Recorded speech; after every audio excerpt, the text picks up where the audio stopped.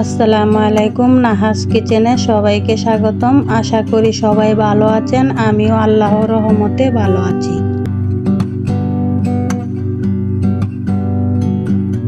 আজকে আবারও চলে আসলাম আপনাদের মাঝে নতুন একটা ভিডিও নিয়ে। ভিডিওটা হচ্ছে ডিম পরোটা। এই তো ডিম পরোটা বানানোর জন্য আমি এখানে ময়দা নিয়েছি। আমরা সবসময় যে ময়দাটা খাই ঘরে থাকে সেই ময়দাটাই আমি পরিমাণ মতো নিয়েছি। এখন আমি ডোটা বানিয়ে নিব। এখানে দিয়ে দিলাম প্রথমে পরিমাণ মতো সয়াবিন তেল, দিয়ে দিলাম স্বাদ মতো লবণ। এখন লবণ তেল ময়দার সাথে ময়ান করে নিব সুন্দর করে হাতের সাহায্যে। এভাবে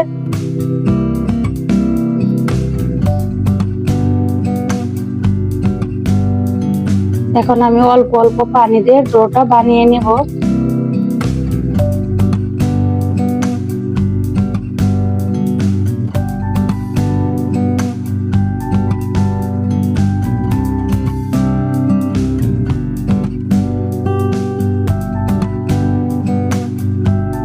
এই তো ডো বানানো হয়ে গেছে।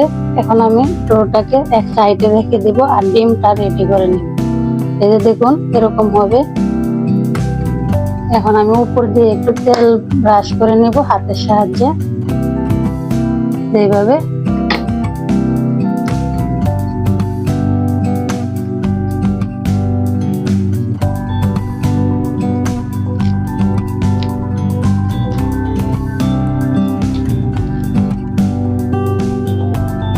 এই যে ডোটা আমি রেস্টে রেখে দিব। এখন ডিমটা রেডি করে নিব। এই যে এখানে আমি দুটো ডিম নিয়েছি। এখন আমি ভেঙে পেঁয়াজ মরিচের সাথে মাখিয়ে নিব।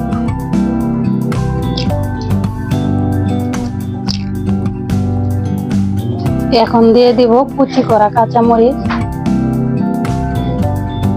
পরিমাণ মতো। এখন দিয়ে দিব পেঁয়াজ কুচি।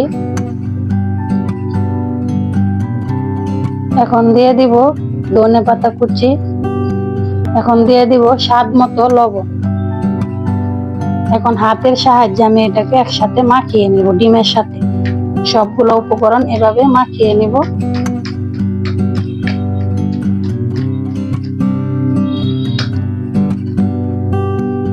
এই তো ডিমের সাথে পেঁয়াজ কাঁচামরিচ ধনেপাতা কুচি সব একসাথে মাখানো হয়ে গেছে। আমার ডিম কম হয়ে গেছিল, এখন আরেকটা ডিম নিয়ে নিয়েছি। এখানে 3টা ডিম নিয়েছি। এখন এটা রেখে দিব। এক সাইডে রেখে হাতটা ধুয়ে পরিষ্কার করে রুটিগুলা বেলে নিব। এই তো চলে আসলাম কিছুক্ষণ পরে। এই দেখুন ডোটা কত সুন্দর হয়েছে। এখন আমি রুটি বেলে নিব। আমি হাতের সাহায্যে ছোট ছোট করে লিচি কেটে নিব এভাবে হাতের মাপে এক মুঠো।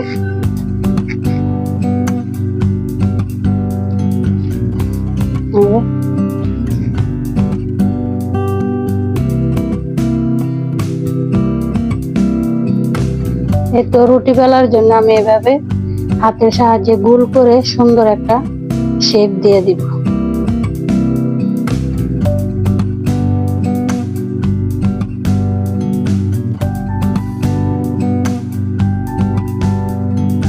রুটি বেলা হয়ে গেছে। এখন আমি একটা চালনিতে রেখে দিব। এই তো আমি আরেকটা রুটি বেলে নিলাম। এভাবে আমি সবগুলা রুটি বেলে নিব।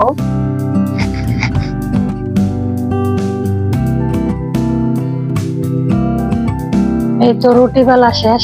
এখন আমি ভেজে নিব।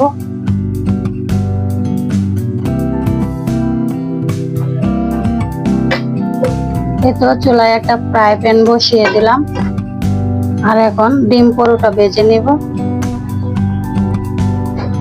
এই তো রুটি দিয়ে দিলাম।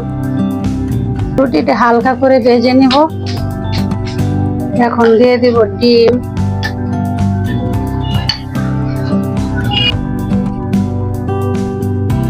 এখন আমি আমার মতো করে ডিম পরোটা এভাবে ভাজ করে নিচ্ছি।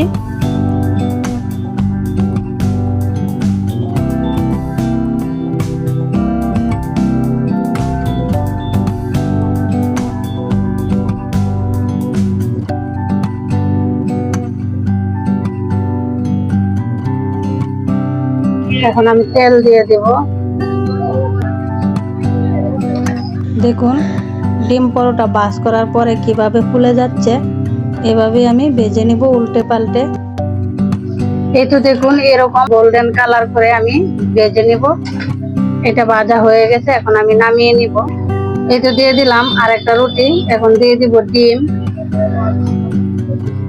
আপনারা যখন এভাবে ডিম পরোটা বানাবেন, চুলার হিট একদম লো করে নেবেন।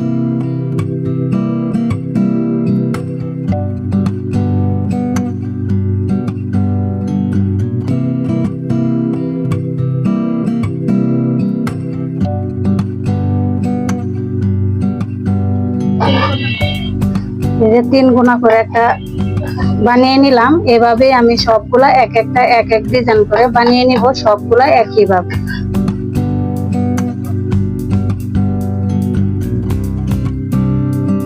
এটা আর একটা ভাজা হয়ে গেছে, এখন আমি নামিয়ে নিব। এই তো আরেকটা রুটি দিয়ে দিলাম। এই যে এখন দিয়ে দিব ডিম।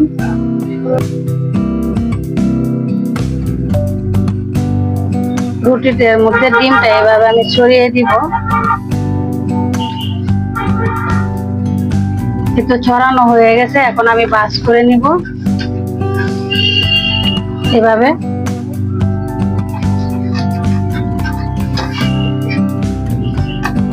আমি আরেকটা ভাজ দিয়ে দিব।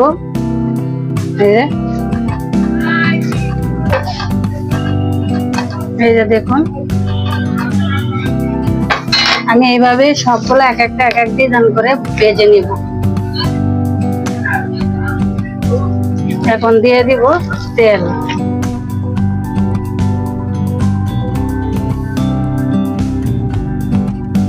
এই তো দেখুন ডিম পরোটা ভেজে নিয়েছি, এখন একটা প্লেটে সাজিয়ে নিয়েছি। দেখুন দেখতে ভালো লাগছে, খেতেও এগুলা ভালো লাগে।